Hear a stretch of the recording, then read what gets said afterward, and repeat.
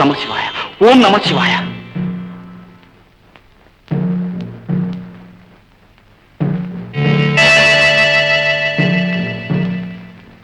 ఓం నమ శివాయ.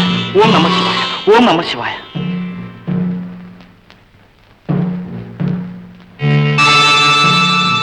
ఓం నమ శివాయ. ఓం నమ శివాయ.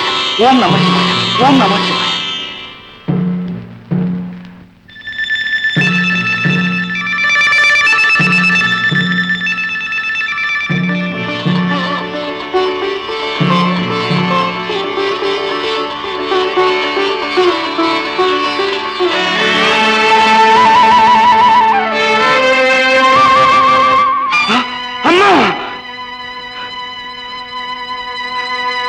అయ్యో తల్లి, ఘోరమైన అపచారం చేశాది.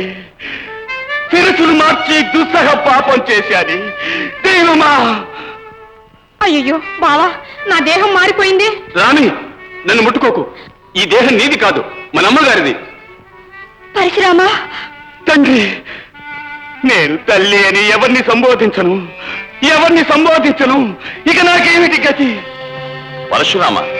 తండ్రి, విచారించకు పరశురామా, విచారించు. మీ తల్లి జీవితం ధన్యమైనది. శిరసు మారి ఉన్న నీ తల్లి ఇక ప్రతి గ్రామానికి అమ్మవారే జీవుల రక్షించబోతున్నది. స్త్రీ జాతికి ఈమె ఇలవేలుపు కానున్నది. మీ తల్లి స్వరూపంలో ఉన్న వెట్టివాని భార్య కూడా ఇక మీ తల్లికి ఒక సఖి అయి భక్తుల యావన్మందిచే పూజించబడును. కరుణించు ఋషివర్య, నాకు 3 వరాలను అనుగ్రహించవలెను. అడుగవేమిటో? పరశురాముడు నన్ను వధించవచ్చినప్పుడు నన్ను మహాప్రేమతోటి కాపాడిన ఇతడు నివసించునదే నాకు స్వగృహం. ఇచట నుండియే నాకు పూజల ఆరంభము కావలెను.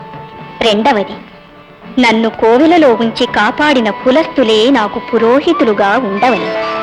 3వది, నన్ను ఆపదలో కాపాడిన వెట్టివాని వంశస్థులని నాకు ద్వారపాలకులుగా నియమించవలెను. అభీష్ట సిద్ధిరస్తు.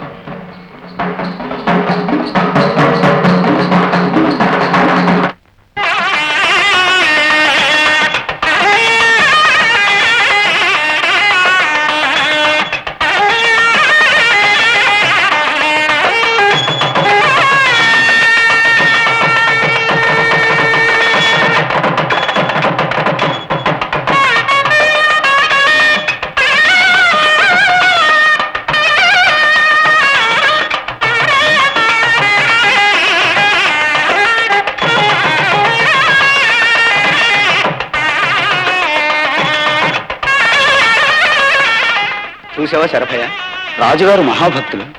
నేడు అమ్మవారికి ఉత్సవం కదా, అందుచేత పువ్వులు స్వహస్తాలతో పుణికి ఆయన స్వయంగా మాలను గుచ్చి అమ్మవారికి అర్పిద్దామని తీసుకుని వచ్చారు శరభయ్య.